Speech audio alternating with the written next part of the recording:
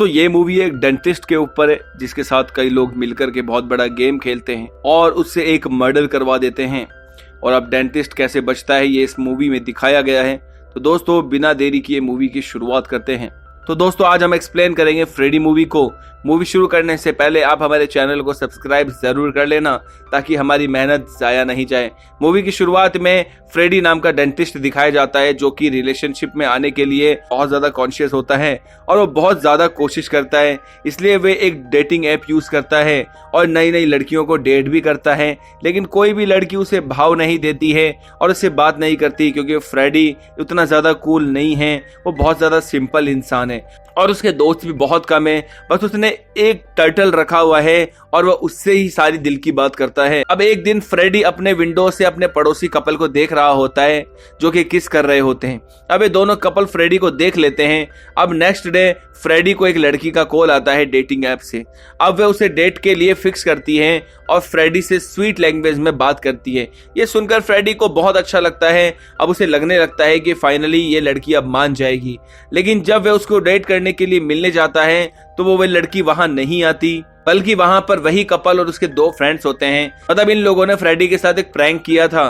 अब ये बात जब फ्रेडी को पता चलती है तो गुस्से में वहां से चला जाता है। अब ये सारी की सारी बातें फ्रेडी अपना दिल हल्का करने के लिए अपनी आंटी को बताता है। अब नेक्स्ट डे फ्रेडी एक शादी में जाता है। वहां पर उसकी मुलाकात केनाज ईरानी से होती है। वह उससे बात करने की कोशिश करता है, लेकिन वहां पर उसका हस्बैंड होता है और इन दोनों के बीच में एक झगड़ा हो जाता है। अब इतना सब कुछ हो जाने के बावजूद भी फ्रेडी को लगता है कि वह उससे बात करे। अब केनाज उसके सपनों में भी आने लगती है। मतलब फ्रेडी को केनाज बहुत पसंद आ गई थी।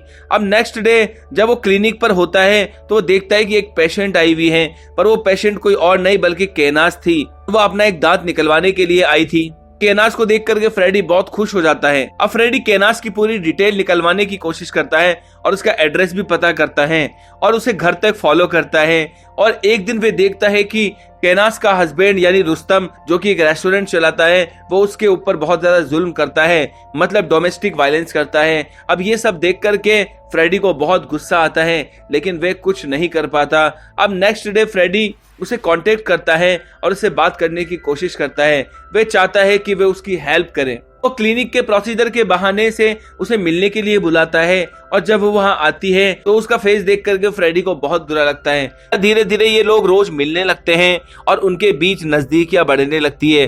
फाइनली ये दोनों एक दूसरे से प्यार करने लगते हैं और एक दिन ये एक दूसरे को किस भी कर लेते हैं। उसके बाद केनाज फ्रेडी से कई दिनों तक नहीं मिलती और न कोई कॉल और न कोई जवाब देती है। इधर फ्रेडी इन सभी से शायद परेशान था। वह सोच रहा था कि केनाज को ये उसका बिहेवियर अच्छा नहीं लगा, तो वह सॉरी बोलने के लिए कॉल करता है, पर उसका कोई कांटेक्ट नहीं हो पाता है। अब फाइनली एक दिन वह उसके घर पहुंच जाता है सॉरी बोलने के लिए। तो वो जब दरवाजा खोलता है तो वह देखता है कि केनाज के चेहरे पर बहुत ज्यादा चोट लगी हुई है, जिसे देख करके फ्रेडी समझ जाता है कि रुस्तम ने फिर से केनाज के ऊपर हाथ उठाया है। केनाज फ्रेडी को देख करके काफी इमोशनल हो जाती है और उसे गले लगा लेती है और उसे सारी बात बताती है। यहाँ फ्रेडी और केनाज वापस नॉर्मल एक दूसरे से मिलने लगते हैं। यहाँ फ्रेडी एक प्लान बनाता है और वे डिसाइड करता है कि वे रुस्तम को मार देगा ताकि केनाज ऐसी बुरी सिचुएशन से बाहर आ सके और उसका रुस्तम से पीछा छूट जाए। अब फ्रेडी अपने प्लान पर वर्क करता है और वह रुस्तम को फॉलो भी करता है और उसके रूटीन को चेक करता है। साथ ही वो रोज केनाज के साथ रहने के सपने भी देख रहा था। फाइनली एक दिन वह रुस्तम को सड़क पर मारने की कोशिश करता है और वो भी अपनी पिस्टल से, लेकिन घबराहट की वजह से वह उसे नहीं मार पाता क्योंकि फ्रेडी कोई प्रोफेशनल किलर नहीं है और आज तक उसने किसी को मारा भी नहीं है। लेकिन जब वह केनाज की चोट को याद करता है तो उसे गुस्सा आता है और फ्रेडी रुस्तम को गाड़ी से कुचल कर वहां से चला जाता है। अब रुस्तम के मरने के बाद फ्रेडी कुछ दिनों के लिए अपने फार्म हाउस पर चला जाता है जो कि महाराष्ट्र में था। इधर मुंबई पुलिस इस एक्सीडेंट के बारे में छानबीन करती है, पर उनको कोई सबूत नहीं मिलता क्योंकि उस एक्सीडेंट को किसी ने देखा ही नहीं था। अब फ्रेडी फार्म हाउस से मुंबई वापस आ जाता है। वो काफी खुश होता है कि फाइनली अब वह केनाज से शादी कर लेगा। जब फ्रेडी केनाज से मिलने के लिए घर आता है तो वे देखता है कि केनाज किसी और के साथ है और इन दोनों के बीच काफी नजदीकियां हैं। वे एक दूसरे को किस कर रहे हैं। अब ये सब देख करके फ्रेडी को कुछ समझ नहीं आता। अब केनाज जब फ्रेडी को देखती है तो वह साफ साफ बताती है कि उसने उसे यूज किया है ताकि वे रुस्तम से छुटकारा पा सके और ये सब उसने इसलिए किया ताकि रुस्तम का रेस्टोरेंट उसका हो जाए। और ये जिस लड़के से प्यार करती है उस रेस्टोरेंट के अंदर वो वेटर का काम करता है। फ्रेडी को काफी गुस्सा आता है, अब उस लड़के से वो लड़ाई करने लगता है, लेकिन वे लड़का बहुत स्ट्रांग होता है, इसलिए वो फ्रेडी को मारकर वहां से भगा देता है। फ्रेडी अपने घर वापस आ जाता है और अपनी आंटी को कॉल लगाता है और वापस उन्हें सब कुछ बताता है। वहां वो आंटी सलाह देती है कि वो उस लड़की के पास वापस जाए और उसे कन्विंस करने की कोशिश करे। ये बात सुनकर के फ्रेडी केनाज के रेस्टोरेंट में जाता है, जहां पर वे दोनों, केनाज और उसका बॉयफ्रेंड, दोनों काम कर रहे होते हैं। अब उसे देख करके ये दोनों चौंक जाते हैं। यहाँ फ्रेडी एक ही आइसक्रीम को बार बार रिपीट करता है, मतलब बार बार मंगवा करके खा रहा होता है। ये देख करके उन दोनों को कुछ समझ नहीं आता और वो फ्रेडी से पूछने के लिए आते हैं कि उसे क्या चाहिए। तो वो कहता है कि सिर्फ एक सॉरी चाहिए, मतलब वो चाहता है कि वो दोनों उसे सॉरी बोले। ये सुनकर केनाज और रेवन दोनों हंसने लगते हैं और उसे धमकी देते हैं कि वह जल्द से जल्द यहाँ से चला जाए, वरना ये सब कुछ पुलिस को बता देंगे। या केनाज फ्रेडी को बताती है कि उसके पास सारे सबूत हैं कि वह इसे स्टॉक किया करता था और उसे मैसेज किया करता था, तो सारे प्लानिंग की रिकॉर्डिंग भी उसके पास है और चैट के सारे सबूत भी उसके पास है। अब वो फ्रेडी से कहती है कि तूने कुछ होशियारी करने की कोशिश करी तो पुलिस को जाकर के सब कुछ बता देगी कि फ्रेडी उसे स्टॉक किया करता था और इसलिए उसने हस्बैंड को मार दिया ताकि वे उसे पा सकें, और पुलिस उसकी बातों पर विश्वास भी कर लेगी क्योंकि उसके पास सारे सबूत थे। अब वो वापस घर चला जाता है। अब नेक्स्ट डे हम देखते हैं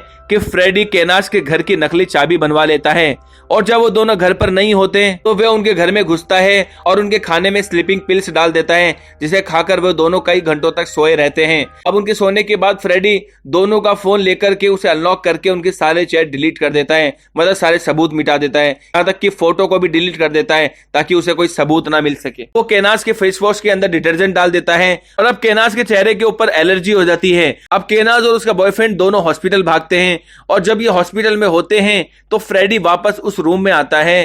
केनाज के बॉयफ्रेंड के लैपटॉप से उन दोनों की प्राइवेट फोटो को इंस्टाग्राम पर पोस्ट कर देता है।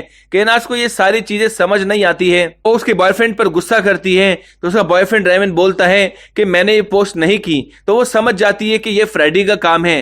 अब यहाँ पर केनाज के पास एक कॉल आता है कि उसके रेस्टोरेंट में एक कस्टमर के खाने में छिपकली निकली है, जो कस्टमर कोई और नहीं बल्कि फ्रेडी है। और फ्रेडी ने ये न्यूज पोस्ट भी कर दी है, जिसकी वजह से केनाज का रेस्टोरेंट कुछ दिनों के लिए बंद हो जाता है। केनाज अपना इतना लॉस देख करके काफी गुस्से में आ जाती है और सीधा फ्रेडी के घर जाती है और उसे सब कुछ खत्म करने के लिए कहती है। अब फ्रेडी को मारने की कोशिश करते हैं, लेकिन तभी पड़ोसी ने पुलिस को कॉल कर दिया था और पुलिस वाले वहां आ जाते हैं। पुलिस को देख करके केनाज को समझ नहीं आता है तो वे डिसाइड करती है कि अब वे पुलिस को सब कुछ सच बता देगी।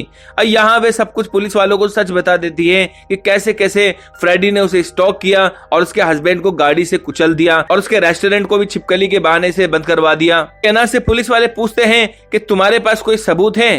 केनाज फोन में निकाल करके सारे सबूत देने की कोशिश करती है, लेकिन वे देखती है कि उसके फोन में बस सारे सबूत डिलीट हो चुके हैं। पुलिस वाले केनाज को वार्निंग दे करके वापस भेज देते हैं। अब केनाज जहां बहुत गुस्से में होती है तो नेक्स्ट डे हम देखते हैं कि फ्रेडी जब अपने घर आता है तो उसके घर का हाल काफी खराब था, सब कुछ बिखरा हुआ था और उसके घर के अंदर एक बुलेट होती है जिसको देख के वो डर जाता है। केनाज को कॉल करता है तो केनाज को लगता है कि फ्रेडी ने उसे माफी मांगने के लिए कॉल किया होगा, लेकिन यहाँ पर फ्रेडी उसे बोलता है तुमने मेरे घर में बुलेट रखा है तो मैंने भी तुम्हारे घर के अंदर सांप छोड़ा है। ये सुनकर केनाज डर जाती है और वो दोनों सांप ढूंढने लगते हैं। काफी देर ढूंढने के बाद उन्हें सांप नहीं मिलता तो उन्हें पता चलता है कि उसने हमारे साथ जरूर माइंड गेम खेला है, मतलब हमें डराने की कोशिश करी है। अब वे उसे असली डर बताने के लिए कॉल करती है और वो कहती है कि हमें तो सांप नहीं मिला, तो क्या तुम्हें तुम्हारा टर्टल मिला। ये बात सुनकर के वो चौंक जाता है। केनाज उसे कहती है कि हमने तुम्हारे टर्टल को मार करके उसका सूप बना करके पी लिया है। ये सुनकर के फ्रेडी बहुत दुखी होता है और वो अपने लैपटॉप को ऑन करता है और घर के सीसीटीवी फुटेज को देखता है तो सच में वे दोनों उसके टर्टल को ले जा चुके हैं। वो अपने प्यारे पेट को खोने की वजह से उसका सब्र का बांध टूट जाता है और अब वे एक नया प्लान बनाता है इन दोनों को खत्म करने के लिए। अब वो वापस उसी सड़क पर आ जाता है जहां पर उसने रुस्तम को मारा था।